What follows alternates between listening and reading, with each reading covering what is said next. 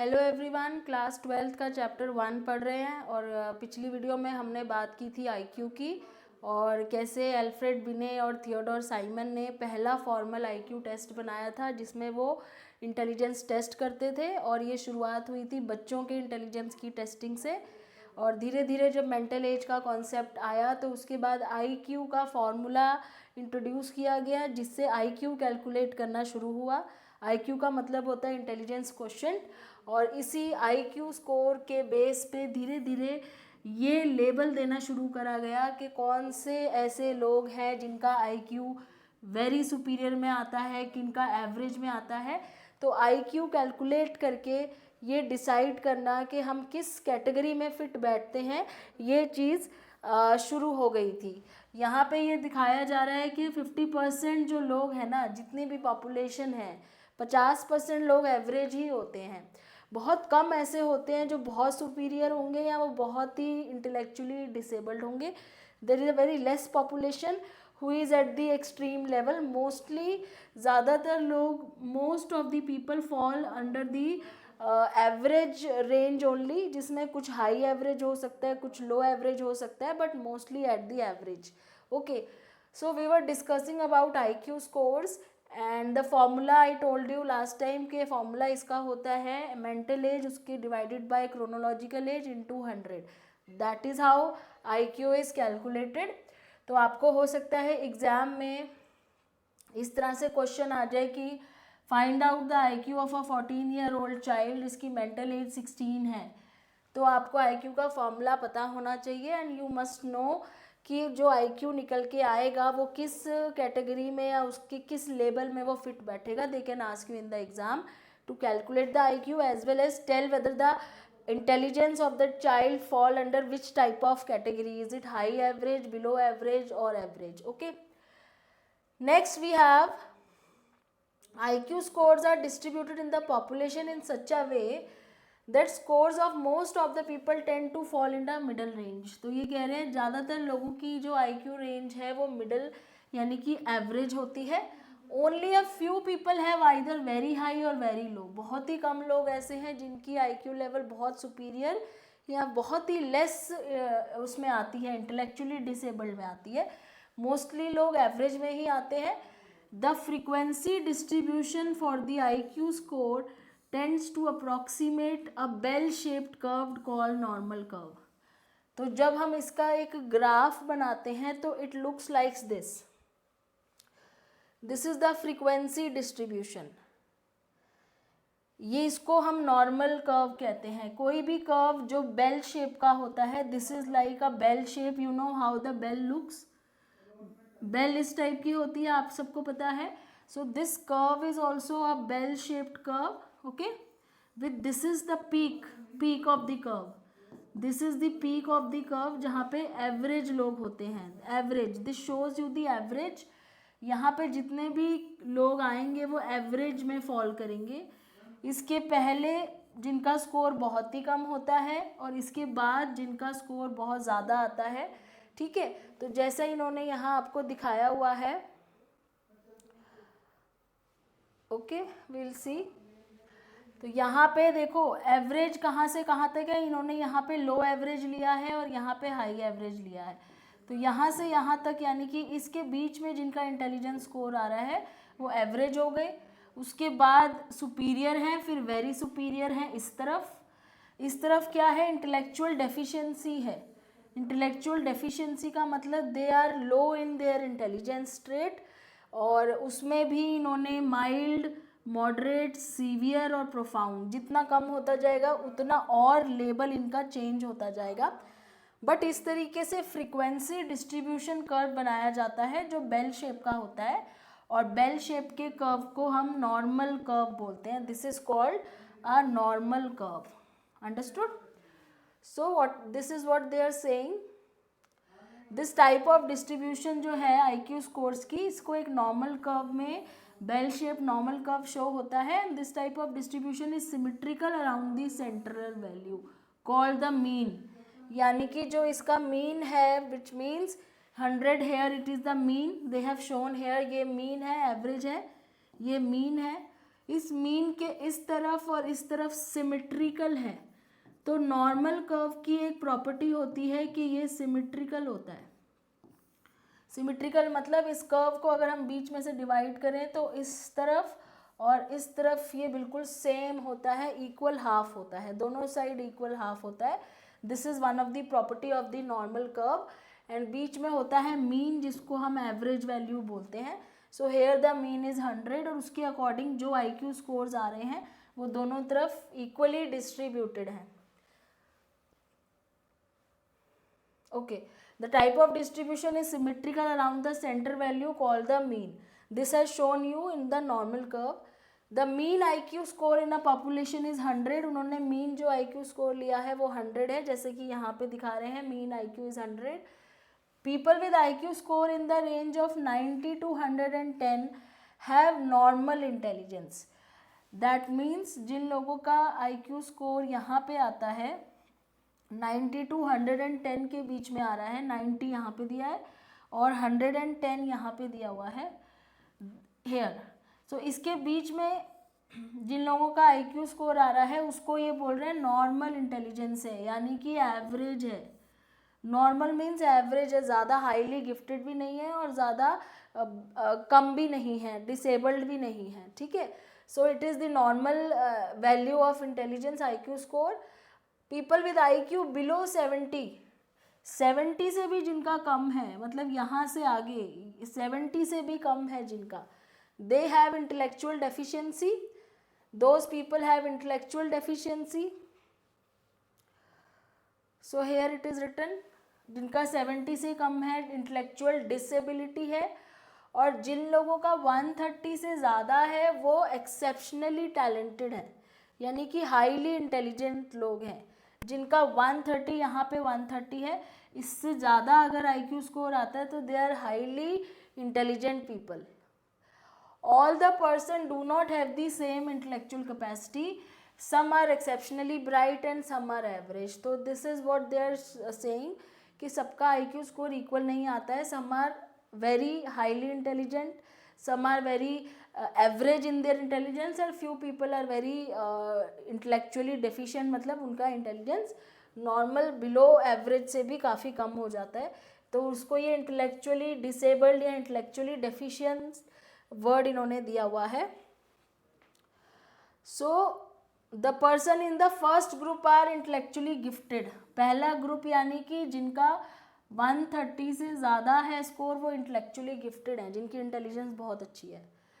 Others are termed as intellectually disabled, जिनका 70 से भी कम आता है IQ score, they are intellectually disabled.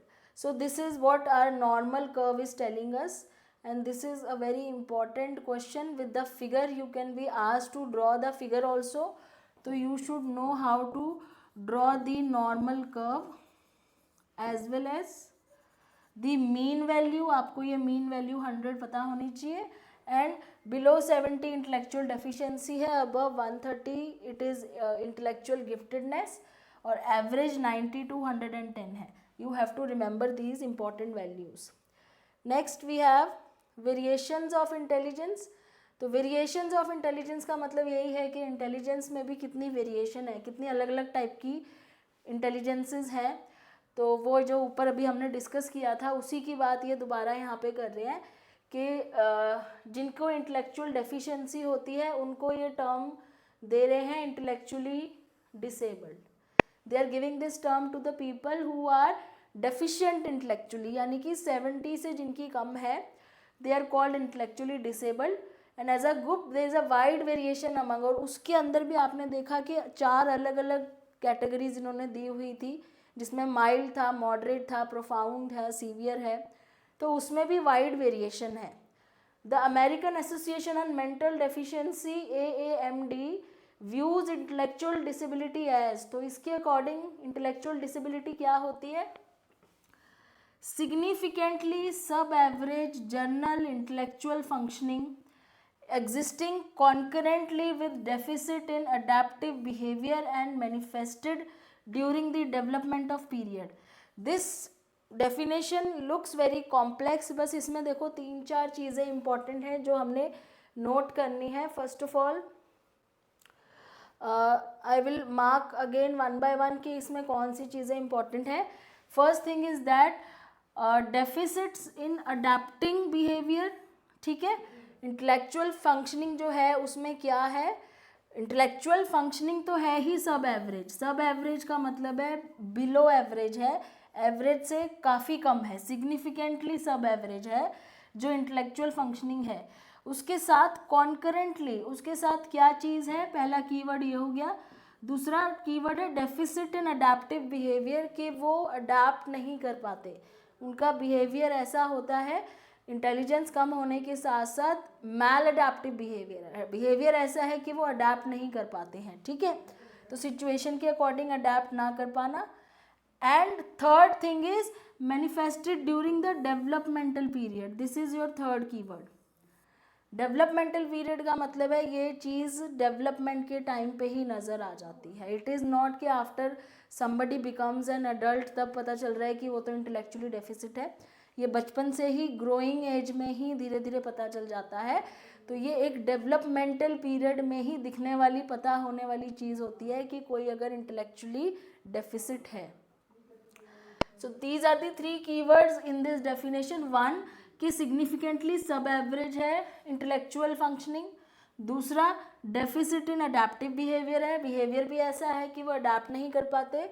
And third thing is ये चीज़ें डेवलपमेंटल पीरियड में ही नज़र आने लग जाती है. So what they are saying, first in order to be जज एज इंटेलिजेंटली डिसेबल्ड क्या चीज़ होनी चाहिए, जैसे मैंने आपको पहले भी यहाँ बताया, सबसे पहली चीज़ होनी चाहिए कि सब एवरेज इंटेलिजेंस है. अब सब एवरेज का मतलब है 70 से कम. ठीक है, तो पहली चीज़ यही है डेफिनेशन में भी. दूसरी चीज़ ये कह रहे हैं कि अडेप्टिव बिहेवियर में डेफिसिट होना चाहिए. मैंने सेकंड चीज़ आपको वही बताई कि बिहेवियर भी ऐसा होना चाहिए कि वो अडेप्ट नहीं कर पाते हैं. ठीक है, and then third thing is that कि ये जो फीचर है ये it is observe during the developmental period. जो आपका 18 साल तक का जो ग्रोइंग पीरियड होता है, ग्रोइंग एज होती है, उसी में ही ये चीज़ नज़र आ जाती है. So these are the three important things which they have discussed in the definition also. And these three important points आपको हमेशा याद रखने हैं जब भी आप इंटेलेक्चुअली डिसेबल पर्सन के बारे में बताते हो, तो ये तीन चीज़ें उसमें होनी चाहिए. ठीक है, सो इसके अंदर भी अब रेंज है, जैसे ये बात कर रहे थे कि इसके अंदर भी रेंज होती है. यहाँ पे इन्होंने दिखाया हुआ है कि अगर हम इसके अंदर के भी रेंजेस को अगर डिवाइड कर दें तो देयर आर डिफरेंट लेवल्स. पहला लेवल है माइल्ड. अगर हम अच्छा चलो अगर हम उससे स्टार्ट करते हैं कि अगर 55 से 70 के बीच में किसी का आईक्यू है तो वो माइल्डली इंटेलेक्चुअली डिसेबल्ड है. माइल्ड मतलब इतना ज़्यादा सीवियरिटी नहीं है, हल्का फुल्का जिसे कहते हैं ना, हल्का है, कम है थोड़ा सा, तो माइल्ड है. Second is moderate. मॉडरेट का मतलब है जिसका जो वैल्यू है 35 से 40 से लेके 50 टू 55 तक है. तो जो अगर आईक्यू लेवल किसी का 35 40 से लेके 50 55 तक है तो वो मॉडरेटली है इंटेलेक्चुअली डिसेबल्ड. थर्ड आ जाता है सीवियर. सीवियर कब कहेंगे, जब बिल्कुल ही आईक्यू 20-25 से लेके 35-40 तक आ रहा है, मतलब 40 से 35 से भी कम है आईक्यू. और प्रोफाउंड हो जाएगा, प्रोफाउंड जब आईक्यू जो है वो 25 या 20 से भी कम है. This is what you have to remember कि अगर 20 से भी कम आईक्यू है, suppose this is the IQ,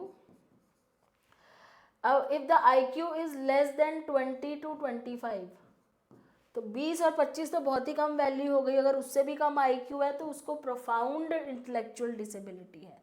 ठीक है, लेकिन अगर आईक्यू 20-25 से ज़्यादा है लेकिन 35-40 से कम है, 20-25 से तो ज़्यादा है लेकिन 35-40 से कम है, तो उसको सीवियर डिसेबिलिटी, इंटेलेक्चुअल डिसेबिलिटी बोलेंगे.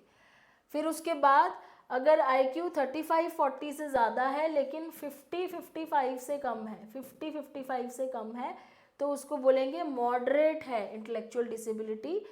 और अगर आईक्यू 50 से ज़्यादा है या 55 से ज़्यादा है बट 70 से कम है, तो 70 से कम में माइल्ड हो जाएगा. तो इसमें भी इन्होंने एक रेंज बनाई हुई है कि इसके अंदर भी तो अलग अलग आईक्यू आ सकता है, तो कितना कम आ रहा है उसके अकॉर्डिंग अलग अलग लेवल दिए हुए हैं. तो माइल्ड डिसेबिलिटी का क्या फीचर्स होते हैं जिन लोगों को माइल्ड डिसेबिलिटी होती है. Mild disability is typically slower than that of their peers. तो जो माइल्ड डिसेबिलिटी वाले होते हैं वो स्लो लर्नर्स होते हैं। तो जैसे क्लास में अलग अलग टाइप के बच्चे होते हैं, fast learner, average, slow learner. तो जिनको माइल्ड डिसेबिलिटी होती है दे आर स्लो लर्नर्स, ठीक है।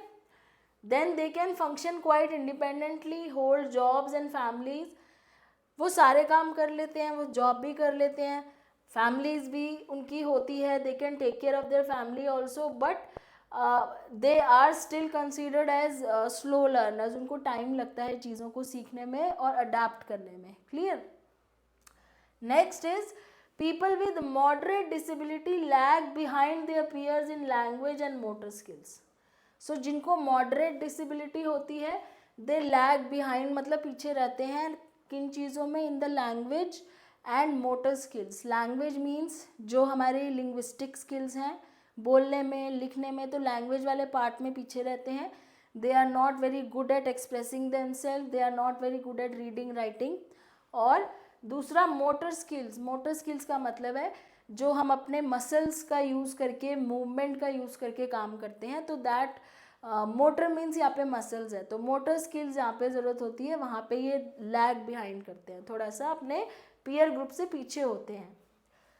But they can be trend, लिखा है they can be trend in self care. हम उन्हें ट्रेनिंग दे सकते हैं सेल्फ केयर स्किल्स में, और कम्युनिकेशन स्किल्स में हम ट्रेनिंग दे सकते हैं उनको, ताकि वो जितना पीछे हैं, लैग बिहाइंड कर रहे हैं, थोड़ा सा हेल्प हो जाए। फिर आता है थर्ड प्रोफाउंड। अगर कोई प्रोफाउंड और फोर्थ सीवियर दोनों लिए हैं इन्होंने, सीवियर और प्रोफाउंड दोनों एक साथ लिए हैं, तो सीवियर और प्रोफाउंड डिसेबिलिटी है तो that those people are incapable of managing life. तो वो वैसे वाले लोग हैं जो इंटेलेक्चुअली डिसेबल्ड इतने ज़्यादा होते हैं कि वो day to day life routine के फंक्शंस नहीं कर पाते, they are incapable and they need constant care for their entire life. तो उनको हमेशा एक केयर टेकर की ज़रूरत होती है। तो इस तरीके से यू हैव टू रिमेंबर कि कौन से टाइप ऑफ इंटेलेक्चुअल डिसेबिलिटी कितनी रेंज में आती है एंड उनके क्या क्या फीचर्स हैं। You can be asked in the exam कि कोई सिचुएशन देके पूछा जा सकता है कि suppose a person is lagging behind in the language part, so what type of intellectual disability do you think he is suffering from? तो आपको ऐसे कोई केस दे के पूछा जा सकता है इनडायरेक्टली कि अगर किसी को ऐसी प्रॉब्लम आ रही है तो वो कौन सी इंटेलेक्चुअल डिसेबिलिटी की कैटेगरी में आता है और उनको किस तरह की केयर की ज़रूरत हो सकती है। तो आप इसको not as a direct learning but as understanding कि क्या चीज़ है और कैसे कैसे आपको क्वेश्चन आ सकते हैं इनडायरेक्टली, इसमें उसको समझ के आप थोड़ा सा याद भी करना है और उसको समझना भी है। तो this was about the intellectual disability. हम क्या पढ़ रहे हैं? Variation in intelligence. We are reading about variations in intelligence. तो वेरिएशन का मतलब है कि पहली चीज़ हमने पढ़ी डेफिशिएंसी क्या हो सकती है, अब हम पढ़ेंगे गिफ्टेडनेस क्या होती है। मतलब एक हमने पढ़ा कि कम इंटेलिजेंस में क्या हो सकता है, अब दूसरा वेरिएशन है कि इंटेलिजेंस अगर ज़्यादा हो तो उसमें क्या होता है। So next is intellectual giftedness. Intellectually gifted individuals show higher performance because of their outstanding potentialities. तो ये वो लोग होते हैं जो बहुत अच्छा परफॉर्म करते हैं, ठीक है।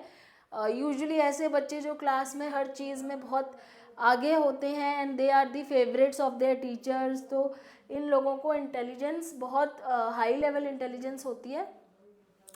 In 1925 when Louis Terman followed the lives of Louis Terman एक साइकोलॉजिस्ट थे जिन्होंने 1500 ऐसे बच्चों के ऊपर स्टडी करी थी जिनका IQ 130 से ज़्यादा था। 130 से ज़्यादा मीन्स इंटेलेक्चुअल गिफ्टेडनेस, मतलब बहुत हाईली इंटेलिजेंस। उनके ऊपर ऐसे 1500 बच्चे थे जिनके ऊपर लुइस टर्मन ने स्टडी करी थी, which is a very important study. और इस स्टडी से काफ़ी अच्छे रिजल्ट्स पता चले थे बाद में जाके कि जो जिनका IQ बहुत ज़्यादा होता है क्या वो अपनी लाइफ में हर जगह पे सक्सेसफुल रहते हैं, क्या वो हर काम में ही बहुत अच्छा परफॉर्म करते हैं।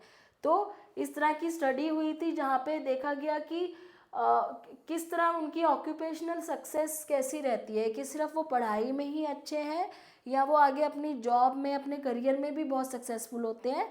और दूसरी चीज़ ये देखी गई कि लाइफ एडजस्टमेंट कैसी थी उनकी, अपनी लाइफ में जो फेजेस उन्होंने देखे उसमें वो कितना एडजस्ट कर पाए। कहने को वो बहुत हाईली इंटेलिजेंट लोग थे, तो उस हिसाब से हम क्या एक्सपेक्ट करेंगे कि वो लोग हर जगह पे एक्सेल ही करेंगे, बहुत अच्छा करेंगे। तो इसी चीज़ को स्टडी करने के लिए लुईस टर्मन ने थ्रू आउट इनकी लाइफ में ये स्टडी करने की कोशिश की थी कि आगे इन फ्यूचर जब बड़े हो जाते हैं तो अपने करियर में और अपने आगे की लाइफ में कैसा करते हैं। Although the term talent and giftedness are often used interchangeably, but they are different. जैसे हम कई बार कह देते हैं ना कि बहुत टैलेंटेड है या बहुत गिफ्टेड है। गिफ्टेड है मतलब उसके अंदर बहुत सारा टैलेंट है, तो हम इसको सिनोनिमसली यूज़ कर लेते हैं, but they are different. They are saying giftedness क्या होता है? Exceptional general ability shown in superior performance in a wide variety of areas. अब अगर हर को बच्चा हर एक्टिविटी में बहुत अच्छा परफॉर्म कर रहा है, कोई बच्चा है जो एकेडमिकली भी बहुत अच्छा करता है एकेडमिक्स में, और वो स्पोर्ट्स में भी बहुत अच्छा करता है, वो म्यूज़िक में भी उतना ही अच्छा कर लेता है, वो आर्ट्स में भी उतना अच्छा है, ठीक है।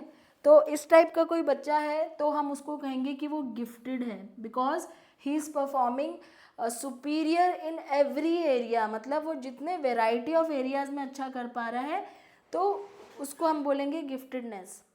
टैलेंट का क्या मतलब है? टैलेंट नैरो टर्म है। Talent is only for a particular ability, it is not for all the areas.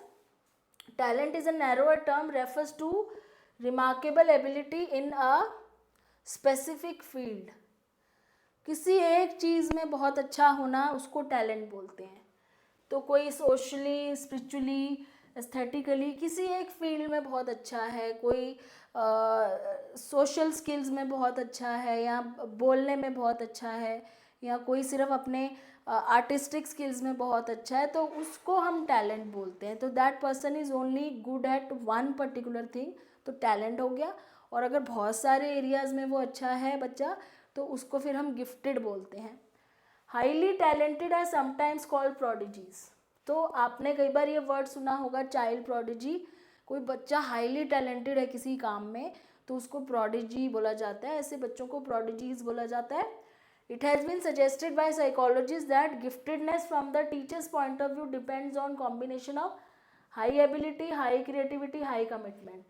तो स्कूल में उसी बच्चे को बोला जाता है गिफ्टेड है जिसके अंदर हाई एबिलिटी होती है, हाई क्रिएटिविटी होती है और हाई कमिटमेंट होती है, ठीक है। सो टीचर्स को कौन से बच्चे ज़्यादा पसंद आते हैं स्कूल में? जो कमिटेड होते हैं अपने काम में, अपनी पढ़ाई में, क्रिएटिव होते हैं, नए नए तरह के सॉल्यूशंस लेके आते हैं और टीचर्स की भी हेल्प करते हैं। कुछ प्रोजेक्ट वर्क उन्हें मिलता है तो उसमें बहुत अच्छा करते हैं। फिर उनके अंदर बहुत हाई एबिलिटी होती है हर तरह की चीज़ों में परफॉर्म करने के लिए, तो एनुअल डेज वगैरह में वो बहुत अच्छा बोल लेते हैं। एज एन ओरेटर वो बहुत अच्छा बोलते हैं। एज ए स्पीकर उनको जब कोई टास्क दिया जाता है या किसी प्रोजेक्ट वर्क में काम दिया जाता है या कोई क्रिएटिव काम दिया जाता है, तो जिनके अंदर ये 3 चीज़ें होती हैं, they are considered more gifted in schools by the teachers. So gifted children show early signs of intellectual superiority. तो जो बच्चे इन्फेंसी और अर्ली चाइल्डहुड में ही इस तरह के साइंस दिखाने शुरू कर देते हैं, उनको हम गिफ्टेड बोलते हैं। So there are some characteristics of gifted children. This is asked in the exam, ये एग्जाम में पूछा भी जाता है आपसे। Some characteristics of gifted children, क्या क्या कैरेक्टरिस्टिक्स होती है गिफ्टेड बच्चों की? Advance logical thinking, questioning and problem solving behaviour. Logical thinking बहुत एडवांस होती है, क्वेश्चनिंग बहुत एडवांस स्किल होते हैं क्वेश्चनिंग के, और प्रॉब्लम सॉल्विंग बिहेवियर होता है उनका, ठीक है। तो जो बच्चे क्लास में बहुत अच्छे से चीज़ों को लॉजिकली समझ लेते हैं, बहुत क्वेश्चंस पुट करते हैं और उन क्वेश्चंस को, प्रॉब्लम्स को सॉल्व करने के लिए भी वो बहुत हाईली स्किल्ड होते हैं। फिर high speed in processing information, जिनको बहुत जल्दी इन्फॉर्मेशन समझ आ जाती है, ठीक है। सब superior generalization and discrimination ability. Generalization and discrimination ability का मतलब है चीज़ों को जनरलाइज तरीके से भी समझ लेते हैं और डिस्क्रिमिनेट भी कर लेते हैं। डिस्क्रिमिनेट मतलब फ़र्क भी, कंपेयर भी कर लेते, जैसे होता है ना, सिमिलैरिटी भी बहुत जल्दी ढूंढ लेते हैं दो कॉन्सेप्ट के बीच में, और डिफरेंस भी बहुत जल्दी ढूंढ लेते हैं। Advance level of original and creative thinking होती है। ओरिजिनल क्रिएटिव थिंकिंग मतलब किसी का कॉपी नहीं करते हैं, वो खुद का क्रिएटिव थिंकिंग लेवल इतना हाई होता है, ओरिजिनल आइडियाज़ होते हैं। इंट्रिंसिक मोटिवेशन होती है, अंदर से ही मोटिवेटेड होते हैं कुछ करने के लिए, उनको बाहर किसी रिवॉर्ड की ज़रूरत नहीं होती है या कोई रिवॉर्ड मिलेगा तभी करेंगे, ऐसा नहीं होता है। इंट्रिंसिकली मोटिवेटेड होते हैं, अंदर से खुद से मोटिवेटेड होते हैं हर काम को करने के लिए। Then independent and non conformist thinking. Independent होते हैं, नॉन कन्फर्मिस्ट का मतलब है they do not follow the regular average, जो लोग होते हैं उनको फॉलो नहीं करते हैं, they are very different from the others. Class में वो जर्नल जो रूल्स हैं, जर्नल चीज़ें, जो जर्नल ट्रेडिशंस हैं या जो एवरेज जैसे बच्चे करते हैं उसको वो फॉलो नहीं करते हैं, they do not follow, they are, जो क्लास में अलग ही दिखते हैं, बिल्कुल अलग तरीके से काम करना, अलग बिहेवियर उनका नज़र आता है, स्टैंड आउट करते हैं क्लास में। So non conformist means